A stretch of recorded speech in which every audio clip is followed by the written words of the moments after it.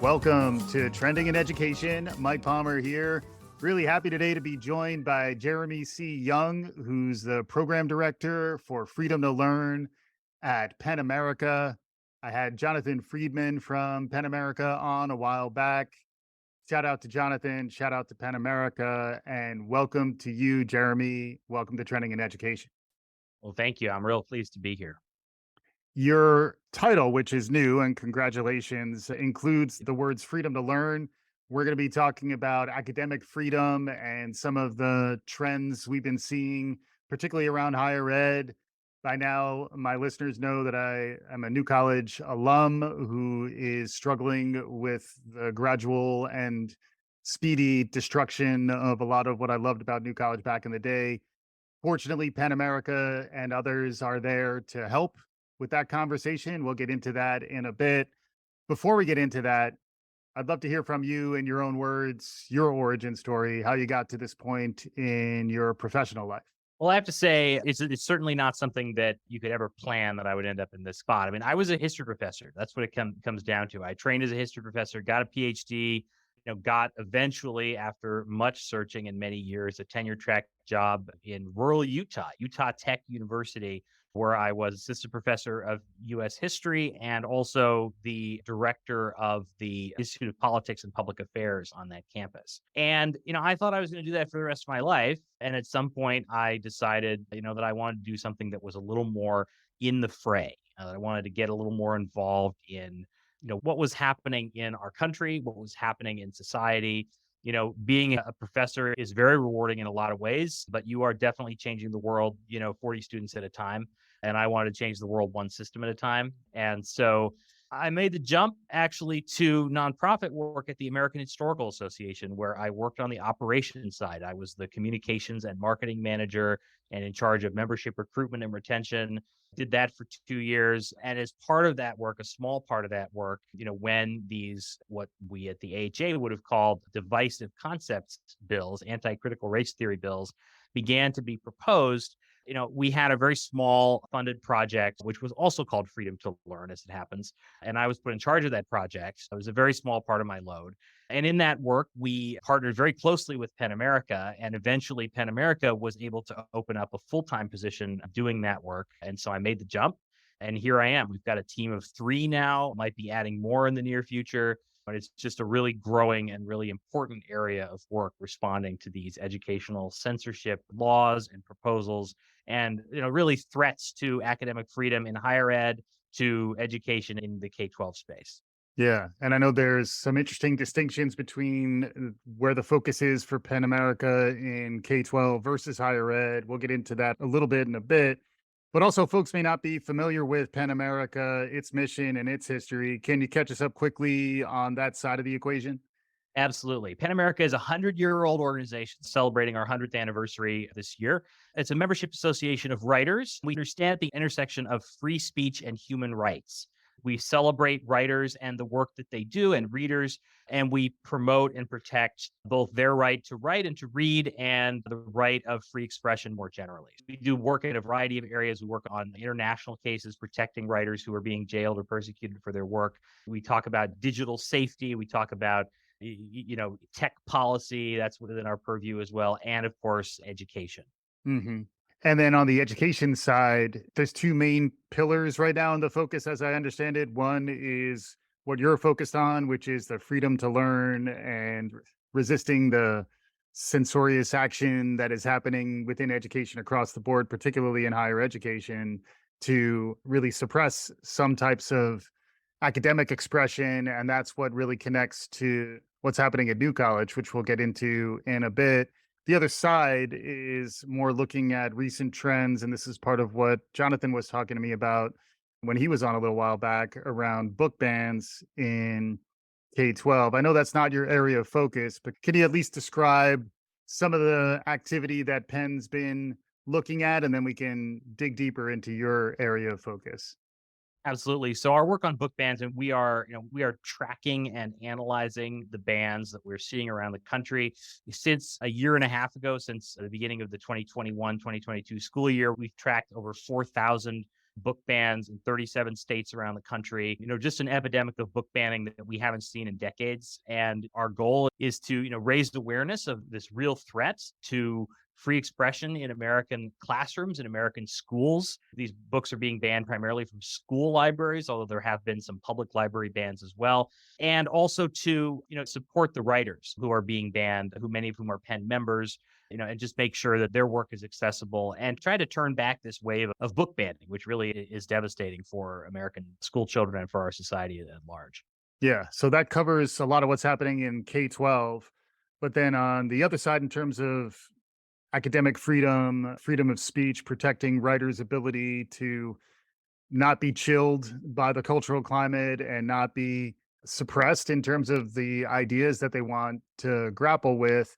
I'd love to hear a little more about how you're thinking about freedom to learn. And then from there, I think we can dig a little more deeply into how New College has become really the front lines of a lot of what's going on these days. Absolutely. So the Freedom to Learn program was born as a response to a wave, a really unprecedented wave of what we call educational gag orders, basically divisive concepts or anti-critical race theory bills that are designed to ban or restrict content in college and K through 12 classrooms. And in fact, almost all of them apply to K through 12 classrooms. We've charted over 300 of these bills being proposed since Mhm. 2021. 23 of them have become law in 16 states. Two other states have policies on the books that enforce these restrictions.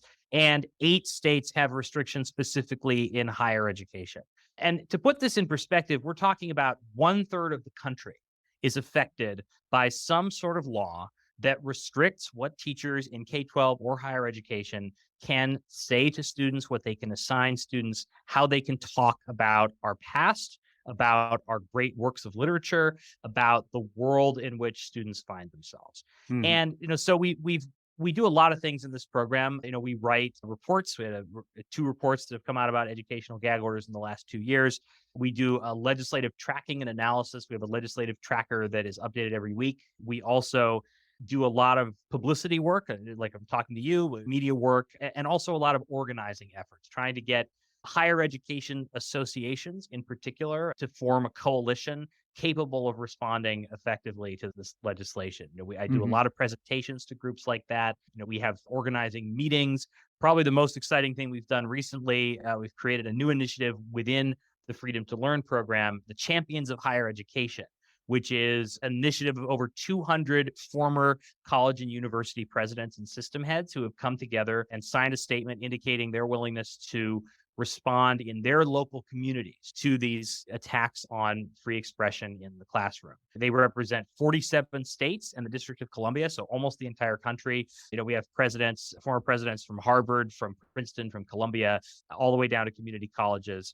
And the last thing I would say on this, Mike, is that we are seeing a shift in the tactics that we're responding to. There are still anti-critical race theory bills being proposed and passed, but increasingly there are bills that go far beyond restricting what is taught in the classroom to restrict the basic governance structure of colleges and universities. Mhm. Bills that rewrite the curriculum, bills that rewrite general education, that rewrite even the mission statement of the college, Yeah. and that put control over those things in the hands of politicians and political appointees. It's a really terrifying and alarming new trend, and that's really what we're responding to today.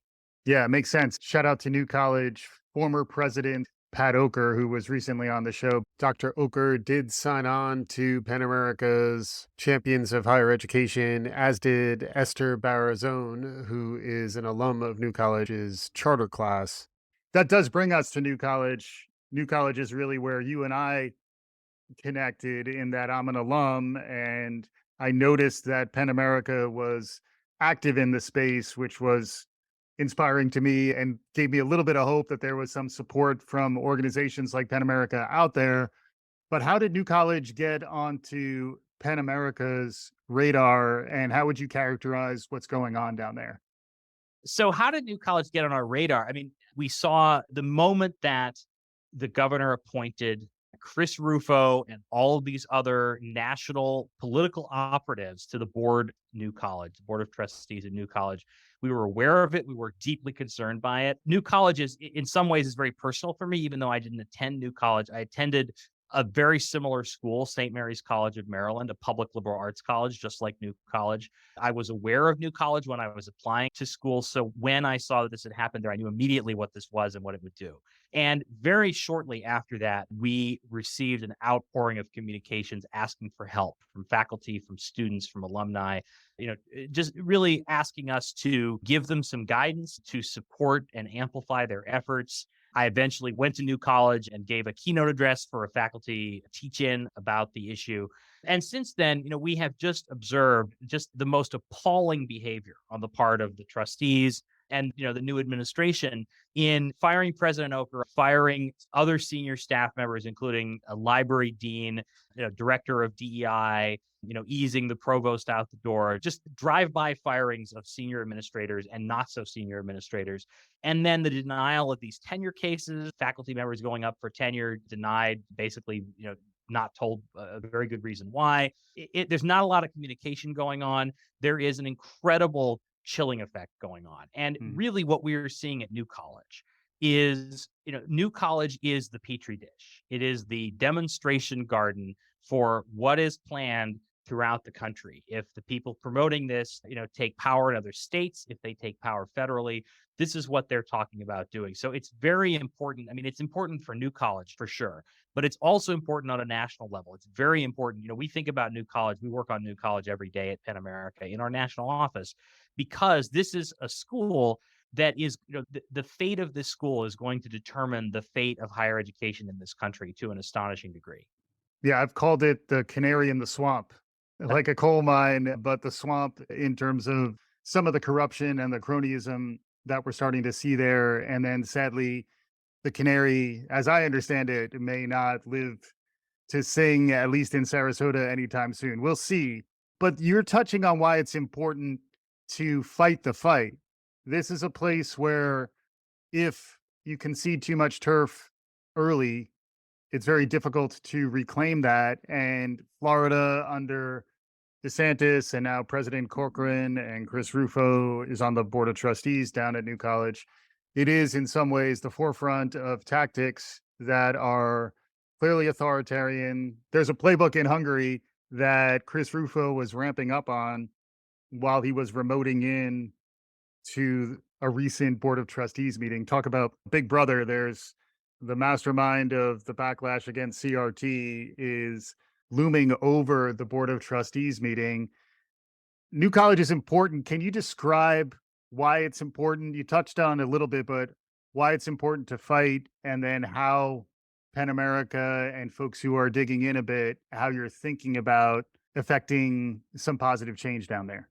The independence of public higher education and private higher education from direct political control is the only way that free expression and intellectual freedom can exist on a college campus. And it's important to understand that in our increasingly polarized society, there are fewer and fewer places where people from different backgrounds with different ideas can get together and talk in an open and honest and structured way about the issues facing our society. And colleges and universities are one of the last bastions of that kind of free expression. Mhm. And what we are seeing at New College, what we are seeing throughout the country to some degree with these laws, is a systematic effort to destroy the public sphere at colleges, to make it so that students and teachers do not feel they can speak openly about these topics.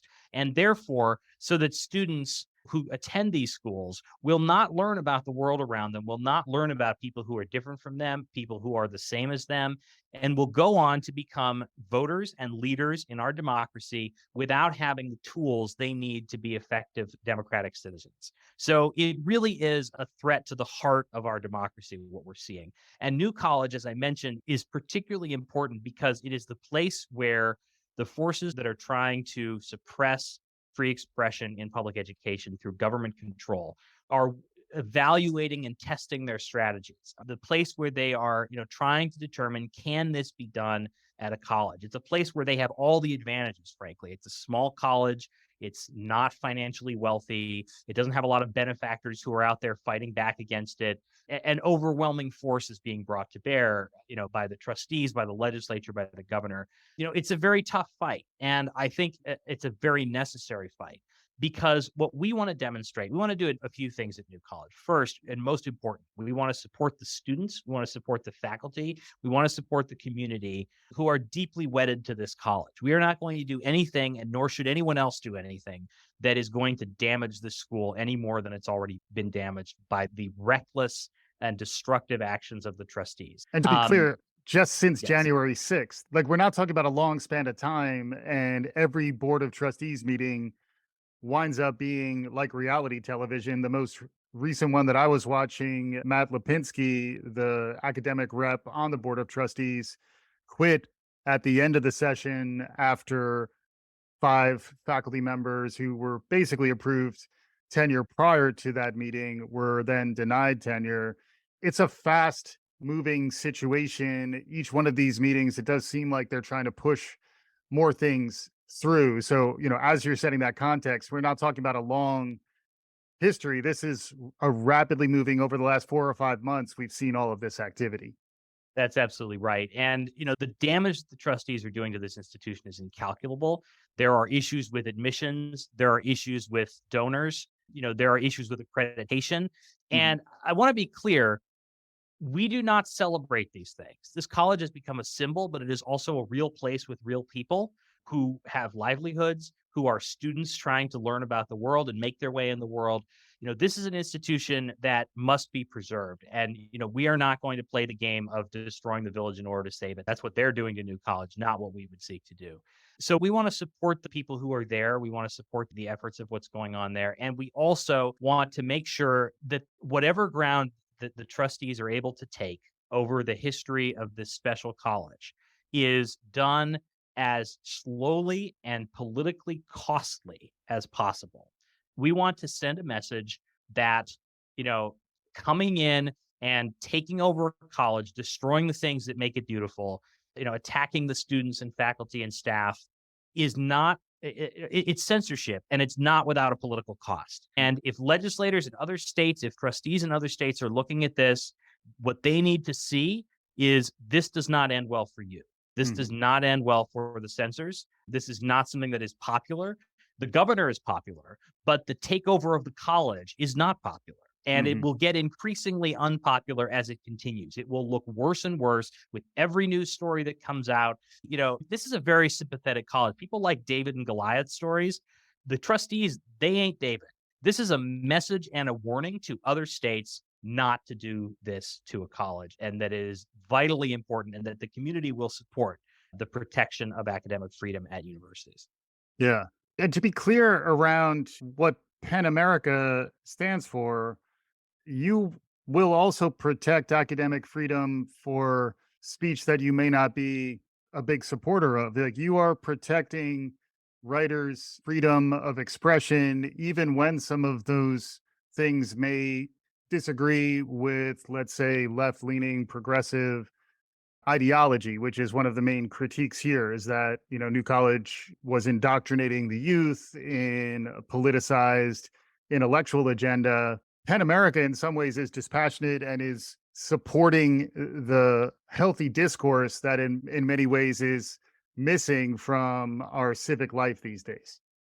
That's absolutely right. And, we have been concerned in the past and are still concerned that there is a climate of censoriousness on college campuses that emanates from the left. We have devoted a lot of our work and a lot of our programming to try to increase viewpoint diversity on campus, to try to instill and inculcate the values of free expression through campus programming and trainings and through our work. That is our goal. If your interest here is in creating a more varied campus with less groupthink, we are on your team. Sign us up. We will come and help. And we're also eager to promote and support the speech rights of figures with whom we vehemently disagree. As just an example from this week, John Saylor from the National Association of Scholars, who has been one of the leading figures advocating for these laws that we're talking about, was supposed to speak on a medical campus in Wisconsin, and the lecture was canceled. We put out a statement defending him. It is precisely when you disagree the most with someone that it is the most important to protect robustly their right to say what they think. And I'll tell you why. I want to have an opportunity to argue with these folks. I think they're wrong, and I think that my ideas will prevail in the marketplace of ideas if we are able to have a fair and open discussion about them. If we don't have that discussion, those bad ideas that I disagree with, they just gain purchase. It makes them stronger. It does not weaken an idea to give it a platform.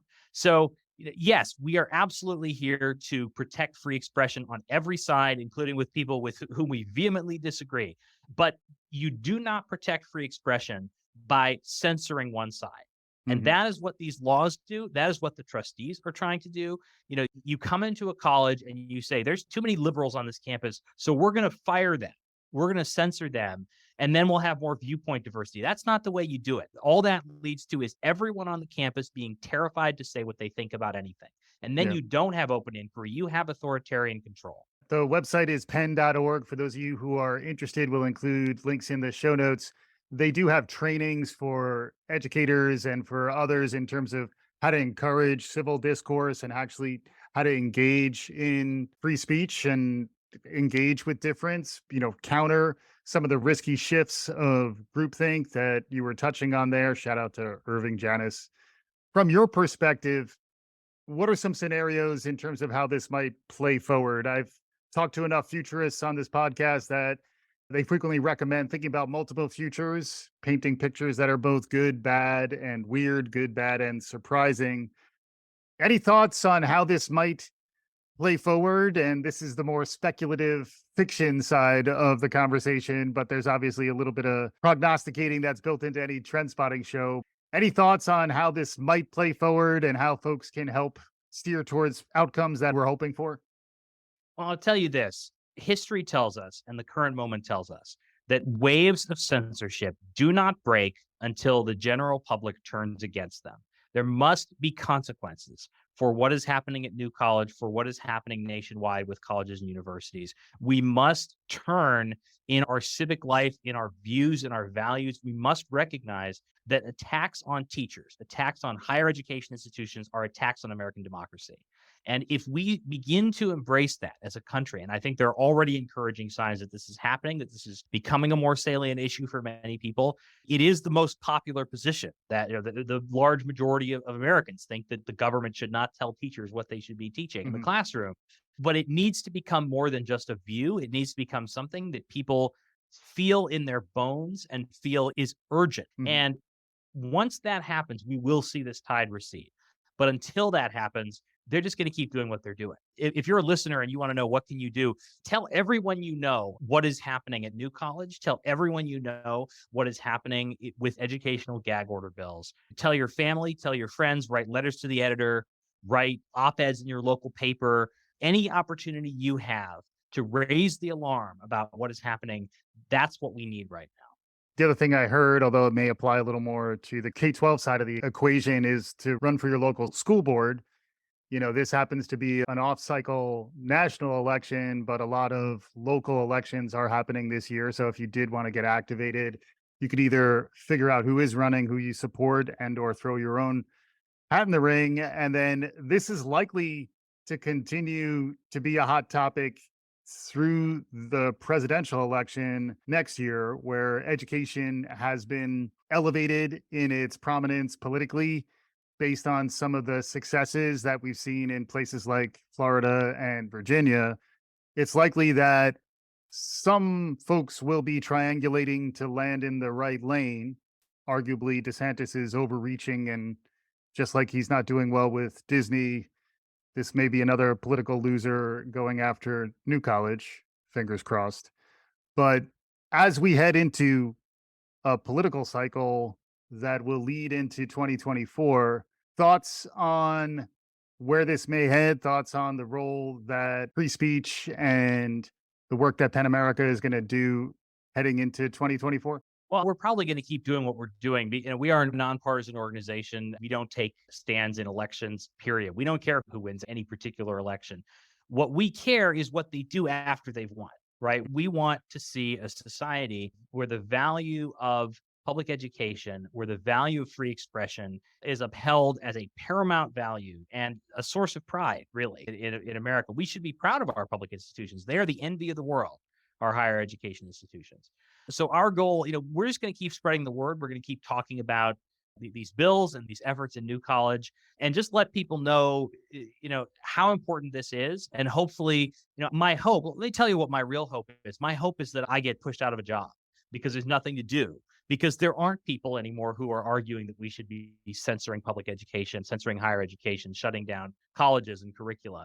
The goal isn't to win so much as it is to change enough hearts and minds that this ceases to be an issue. And if that happens, then, good for us. I'll find something else to do.